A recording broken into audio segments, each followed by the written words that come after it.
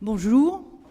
Tout d'abord, merci à messieurs les présidents de l'Académie des sciences et de la Compagnia di San Paolo de me faire l'honneur de parler dans cet endroit magnifique.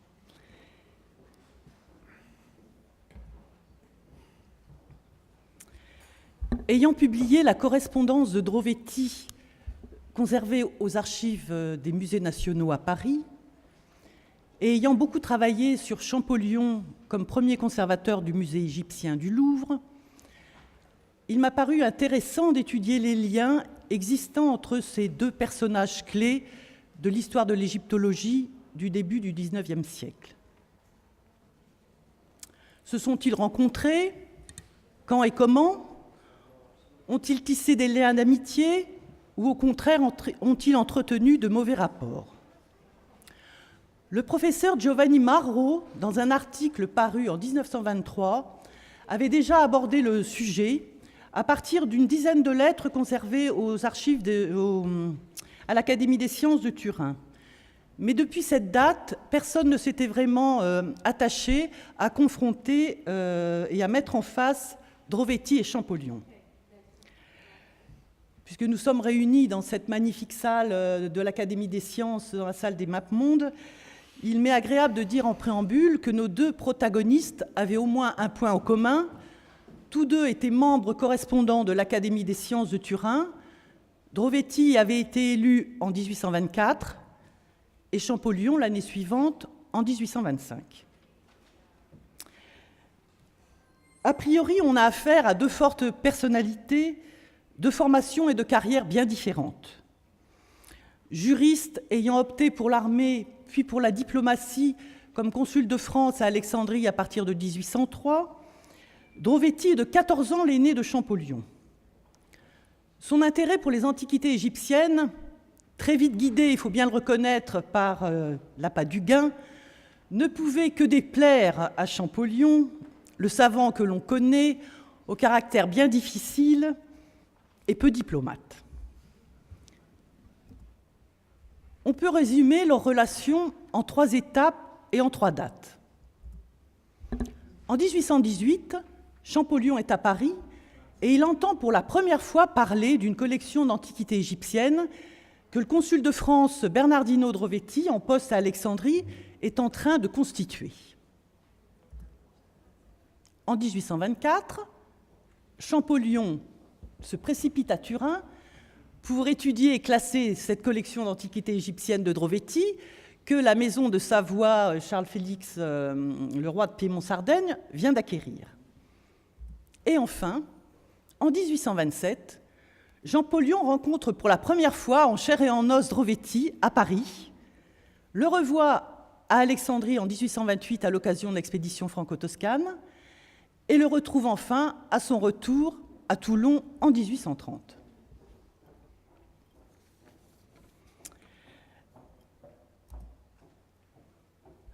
C'est certainement par Edme François Jomard, géographe de l'expédition d'Égypte et commissaire chargé de la publication de la description d'Égypte, que Champollion entend parler pour la première fois de la collection d'antiquités égyptiennes de Drovetti. En effet, Jomard a le mérite de s'être le premier tenu informé des travaux que menait Drovetti en Égypte. Et dès 1818, Jomard a commencé à entreprendre une correspondance avec le consul, lui disant que sa collection était la plus belle que l'on connaissait jusqu'à présent, la plus belle collection d'antiquités égyptiennes, et qu'il souhaitait entretenir une correspondance avec lui, et surtout qu'il souhaitait que le gouvernement français, que la France achète cette collection. On peut dire que Jomard est devenu, dès le départ, dès 1818, le plus fidèle défenseur du consul Drovetti.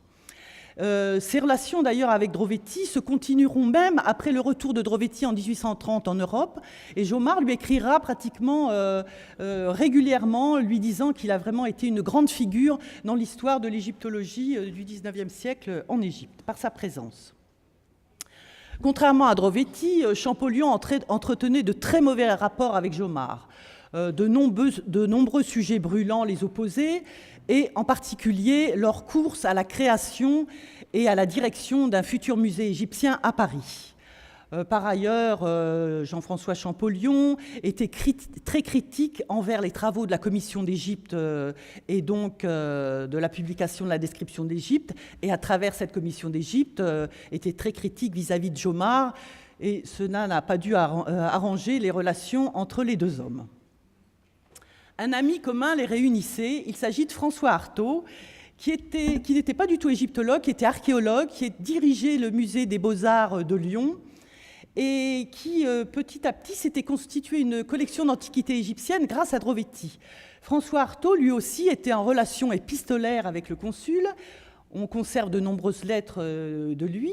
Et très tôt, François Artaud s'est mis en relation lui aussi avec Drovetti. Et Drovetti lui a envoyé régulièrement des antiquités égyptiennes pour son cabinet de curiosité. Et Artaud, très souvent, faisait appel à Champollion, lui demandait de se rendre à Lyon quand il descendait à Grenoble pour venir étudier les collections égyptiennes que Drovetti lui avait fait parvenir. Donc de nombreuses lettres d'Artaud témoignent de son amitié pour Drovetti. Et entre autres, Artaud était également un grand ami, un ami intime de Champollion-Figeac, le frère de Champollion le Jeune. En 1824, François Artaud n'a toujours pas rencontré Drovetti non plus, et il l'exhorte vraiment à venir le voir à Lyon. Il lui écrit « Est-ce que nous pourrions pas espérer, monsieur, de vous voir un jour en France ?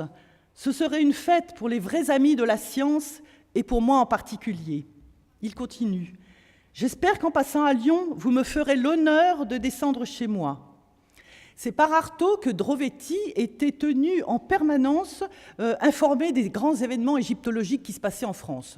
Par exemple, c'est Artaud qui prévient en 1823 Drovetti du déchiffrement des hiéroglyphes par son ami Champollion. C'est également Artaud qui prévient Drovetti de la vente de la première collection du consul Tédéna du Vent qui a eu lieu à Paris en 1822. C'est aussi Artaud qui fait part à Drovetti de la présentation à Paris de l'exposition de la reconstitution de la tombe de Séti Ier par Belzoni à Londres et à Paris. Donc Drovetti était régulièrement tenu au courant de ces événements par l'intermédiaire d'Artaud. Quant à Champollion, ses liens d'amitié avec Artaud, un ami de son frère, étaient vraiment solides. Artaud mettait vraiment à sa disposition toute sa collection d'antiquités égyptiennes, et Champollion est venu plusieurs fois étudier chez lui. C'est d'ailleurs chez Artaud que Champollion s'arrête quand il descend à Toulon pour s'embarquer pour l'exposition franco-toscane en juillet 1828. Et Champollion écrit « Me voici arrivé à Lyon. J'ai trouvé l'ami Artaud prêt à me recevoir et je me suis établi chez lui avec Rossellini. » D'ailleurs, lors de ce séjour, Artaud, pour faire plaisir à son ami Champollion, lui avait organisé une petite réception en témoignage de son admiration. Et c'est par la biographe de Champollion, Hermite Hartleben, que nous connaissons cette petite aventure. En effet, elle raconte que Artaud avait transformé la salle du musée où il avait réuni la collection d'antiquités égyptiennes en un petit bosquet de lauriers, en déclarant « Vu qu'à Paris, il n'y en a guère pour mon ami ».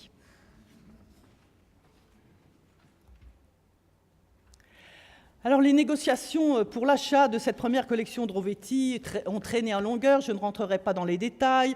La France et l'Italie hésitaient. Drovetti jouait un peu sur les tableaux, sur sa nationalité italienne et le fait qu'il soit consul de France en proposant sa collection aux deux gouvernements. Finalement, le roi Louis XVIII, le roi de France Louis XVIII, refuse définitivement d'acheter la collection, et c'est le roi Charles-Félix qui décide le 29 décembre 1823 d'acquérir cette collection et donc de créer le premier grand musée égyptien à Turin. La réaction de Champollion est immédiate. Il est furieux, bien sûr, de voir échapper cette si belle collection dont il rêve, et il décide de partir immédiatement. Sa réaction est « je pars immédiatement ». Il demande au roi de France donc des subsides pour aller passer un an et demi à Turin. Il les obtient, et dès juin 1824, Champollion est à Turin. Bien sûr, on connaît toutes les péripéties de ce séjour en Italie grâce à sa correspondance assidue et presque quotidienne qu'il avait avec son frère Champollion-Figeac. Ses lettres sont passionnantes et nous renseignent pratiquement au jour le jour sur la vie de Champollion, éperdu d'admiration quand il découvre la collection de Drovetti. On connaît cette phrase célèbre où il dit « Questo è cosa stupenda ». Je ne m'attendais pas à pareille richesse. Cette collection est au-dessus de tout éloge. Pendant plus d'un an d'un travail frénétique, Champollion va donc étudier, classer cette collection. Il exprime sans arrêt ses regrets d'avoir vu la France privée de ses merveilles. Je le cite, toujours dans les lettres à son frère. « Les monuments égyptiens abonderont partout, excepté en France. Et cela par les fantaisies obstinées de 3 ou 4 faquins dont la nouvelle étude dérange les idées et les intérêts. Vous verrez qu'il y aura bientôt un musée égyptien dans la capitale de la République de Saint-Martin, tandis que nous n'aurons à Paris que des morceaux isolés et dispersés. » Enfin, en 1827, la rencontre, presque 10 ans après que Champollion ait entendu parler de Drovetti, Champollion va vraiment rencontrer Drovetti, c'est la rencontre. Ça se passe pendant l'été 1827, Drovetti est à Paris, il n'est pas rentré à Paris depuis 1803, les consuls à l'époque ne rentraient pas souvent dans leur pays d'origine, on les oubliait, on avait un peu tendance à les oublier. Drovetti arrive à Paris. Officiellement, il vient à Paris pour raison de santé. En réalité, le véritable motif de cette visite était le désir du gouvernement français de consulter le consul à propos des événements sur le dossier grec de la guerre de Morée et sur les intentions de Mehemet Ali à ce sujet. Donc Champollion rencontre la première fois Drovetti, et Drovetti n'est pas arrivé à Paris les mains vides. En effet, avant son départ, le pacha Mehemet Ali, en hommage au roi nouveau roi Charles X qui venait de succéder au roi Louis XVIII, Mehemet Ali a remis à Champollion 42 bijoux pour le roi de France. Et c'est Drovetti qui va remettre en main propre ces bijoux à Champollion. Parmi ces bijoux, il y a la célèbre bague aux chevaux. Et à ces bijoux, Drovetti donnera également au roi Charles X la coupe en or du général Djéouti. Le consul Drovetti, toujours quand même assez intéressé, espère profiter de ce passage à Paris pour vendre au gouvernement français la deuxième collection qu'il a réussi à reconstituer. Et il avait déjà préparé un peu le terrain en faisant aussi en hommage au roi Charles X le don d'un magnifique naos, le naos du roi Amasis. Et il avait également envoyé à Paris un énorme sarcophage, le sarcophage de Djedor. Finalement, le roi de France, Charles X, cède, un peu sous la pression, et surtout sous la pression de Champollion, qui est sur le point d'ouvrir le nouveau musée égyptien de Paris. Et en octobre 1827, la décision d'acheter la deuxième collection Drovetti est acquise par le roi Charles X pour la somme de 150 000 francs. Alors cette deuxième collection Drovetti, il faut bien le reconnaître, est moins importante en quantité et en qualité que celle de Turin. Elle réunit cependant plus de 2500 objets. Il a fallu plusieurs mois pour acheminer vers Paris les 113 caisses d'antiquités qui étaient encore stockées à Marseille, puisque Drovetti ne savait toujours pas quel gouvernement allait l'acheter. Mais on peut vraiment affirmer que les deux collections Drovetti, celle de Turin et celle de Paris, sont vraiment complémentaires. En effet, si les plus belles, si les plus exceptionnelles statues royales qui ont été exhumées dans les années 1817 et 1818 en Égypte, et si les plus beaux exemplaires de papyrus se trouvent à Turin, le Louvre a en effet la chance d'avoir reçu une centaine de stèles qui ont été découvertes à Abydos et des statues de Tanis, dont le musée de Turin est totalement dépourvu, parce que ces fouilles ont été faites par les agents de Drovetti en 1822 à Abydos et en 1825 à Tanis, et donc aucun de ces objets exhumés dans ces lieux ne figure dans les collections du musée de Turin. Alors commençons par les statues royales qui ont été exhumées à Tanis par l'homme de main de Drovetti, Rifo. Ce sont les dernières que Rifo a exhumées à Tanis. En particulier, ces 2 statues qui se trouvent dans la grande salle du musée du Louvre, celle de Khéneferet et de Sebek-Hotep, donc de granit rose, assis en majesté, un peu plus grande que nature, et celle du roi Ramsès II, dans la même attitude. De Tanis et de Saqqara et de Memphis, la collection Drovetti est également très riche d'un lot de bijoux magnifiques, en particulier ces bracelets de perles, d'or, de cornaline et de lapis-lazuli, ou ces bracelets gravés d'images de lions et de griffons.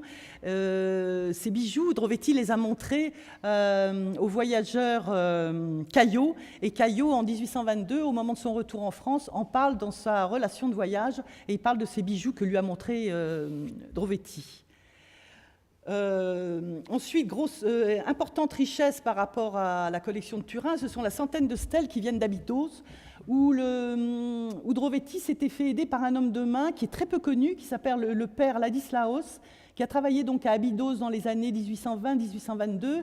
Et on a la chance d'avoir toute une série de stèles, en particulier ces 2 stèles au nom de l'intendant Méry, qui sont datées précisément de l'an 9 du roi Sésostris Ier et qui comportent un texte autobiographique où Méry raconte les travaux que le roi Sésostris Ier lui a demandé d'entreprendre sur le site d'Abydos. Également d'Abydos, 2 stèles datées également de l'an 9 de Sésostris Ier au nom de l'intendant Or. De Karnak, bien sûr, le grand site. Drovetti a également, la 2e collection de Drovetti est riche des statues de personnages qui faisaient partie du personnel du grand temple de Karnak. Cette statue de Samout avec son épouse et celle de Djéhouti Néfer.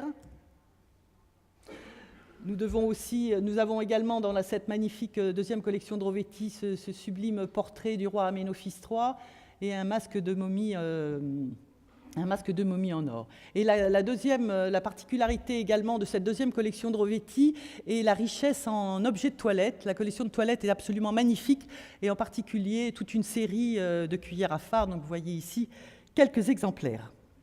Mais je vous disais que les 2 collections de Drovetti, de Turin et de Paris sont très complémentaires. Et je pense d'ailleurs qu'on pourra un jour envisager de faire une exposition en réunissant les objets au nom d'un même personnage ou venant d'un même site. C'est une idée qui me travaille depuis des années.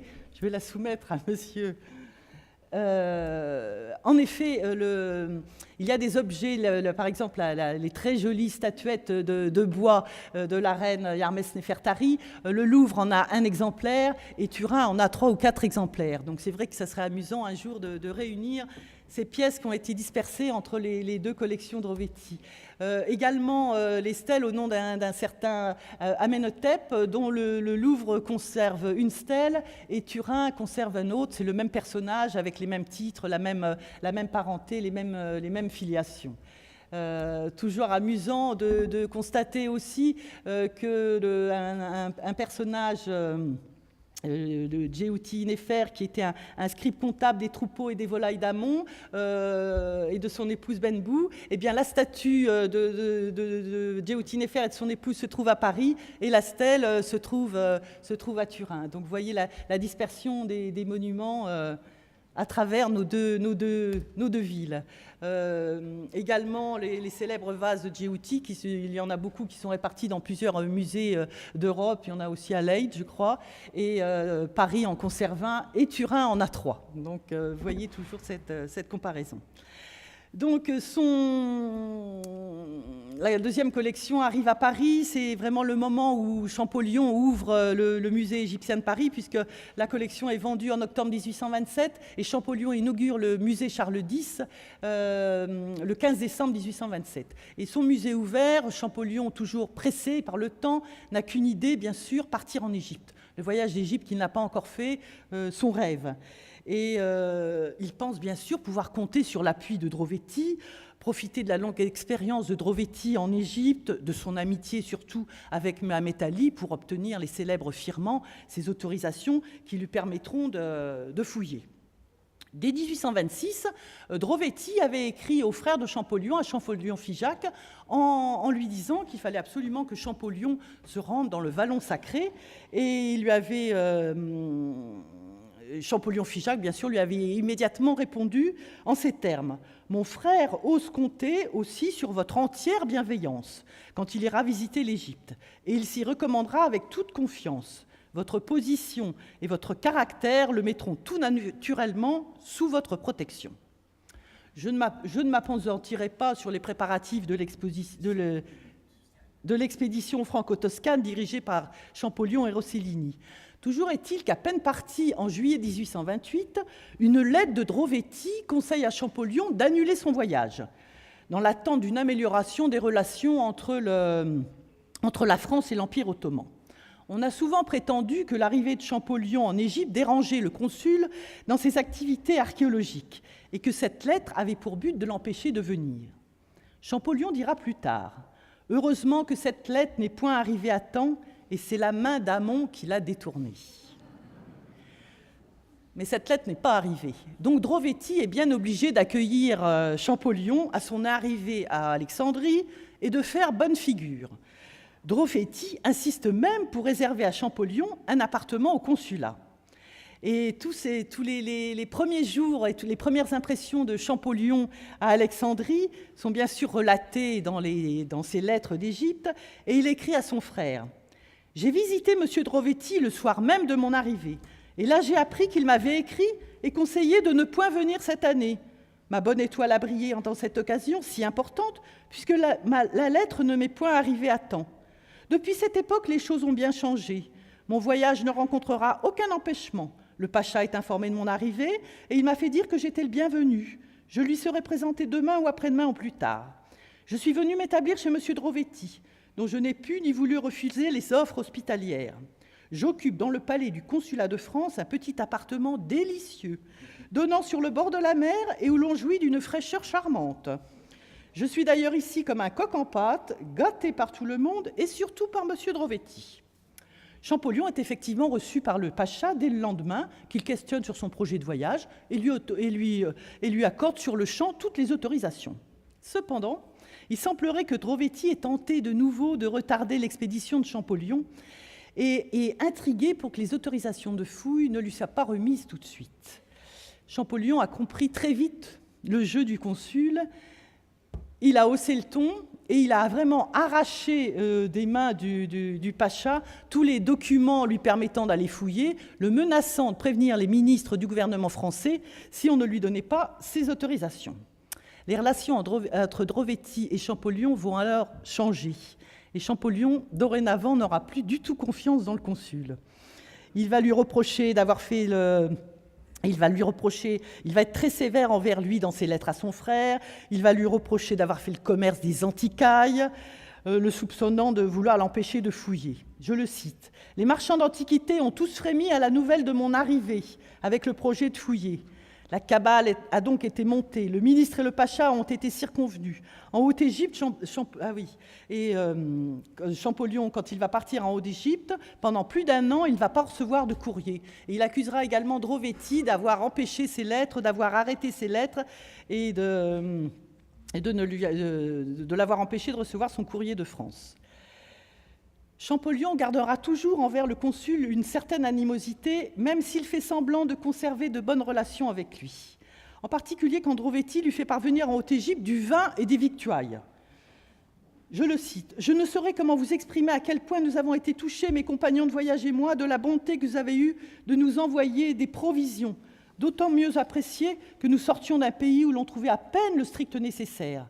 C'est grâce à vos soins que nous nageons dans l'abondance et que Thèbes est devenu pour nous un tout petit Paris, un séjour de délices et de gourmandises. » L'attitude de Champollion est tout aussi ambiguë et hypocrite quand il apprend le départ définitif de Drovetti pour l'Europe en mars 1829. En effet, Champollion est en Haute-Égypte et il apprend que Drovetti est mis à la retraite, qu'un nouveau consul va le remplacer, que Drovetti donc, va prendre le bateau pour la France et que Champollion ne le reverra pas.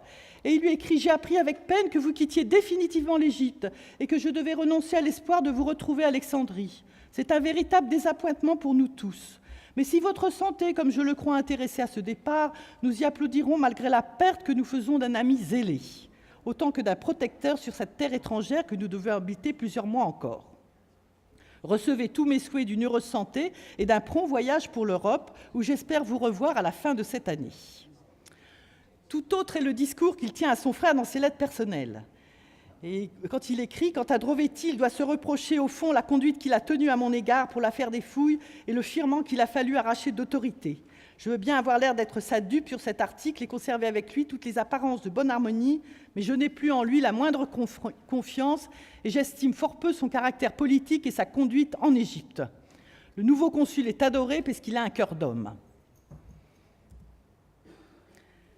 Troisième et dernière étape de la rencontre entre Drovetti et Champollion, c'est à Toulon que Champollion, à son retour de l'expédition franco-toscane, en janvier 1830, revoit Drovetti. Pourquoi Drovetti est venu le voir à Toulon à la sortie de sa quarantaine? C'est parce que Drovetti est accompagné d'officiers de la marine. En fait, tous les officiers de la marine et Drovetti veulent le questionner à propos de l'obélisque de Luxor, qui doit arriver à Paris. Et en fait, c'est Champollion qui a eu l'idée de proposer que la France demande les obélisques de Luxor plutôt que l'obélisque d'Alexandrie que le Pacha avait donné au roi de France. Et donc, Drovetti vient accompagner des ingénieurs de la marine pour savoir comment Champollion envisagerait de transporter cet obélisque jusqu'à Paris. Hélas, Champollion ne verra jamais l'obélisque arriver à Paris, puisque Champollion meurt en 1832 et l'obélisque sera érigé sur la place de la Concorde qu'en 1836. Cette rencontre de 2 jours à Toulon sera peut-être la dernière. On ignore en fait si Champollion et Drovetti se reverront après 1830. C'est peu probable. Champollion meurt le 4 mars 1832 et il est peu probable qu'il ait revu Drovetti.